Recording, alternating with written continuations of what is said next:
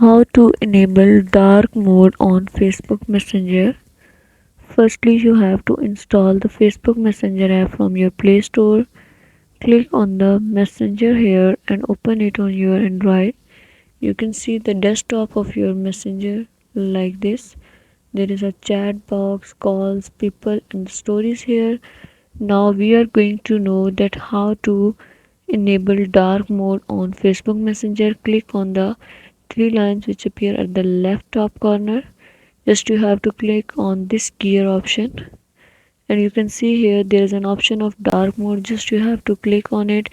If you want to turn it off, you have to click on turn it on. This dark mode will appear, and if you click on settings here, then you can see the mode of your system or your device will be open on your messenger. I am going to enable the dark mode. In this way, the dark mode on your messenger will appear. You will see all the message in this dark mode condition. Thank you so much. This procedure is for both Android as well as for iPhone. Just make sure watch the complete video and like it, comment it and share it. Your engagement is highly appreciated. I wish you very good luck. Thanks.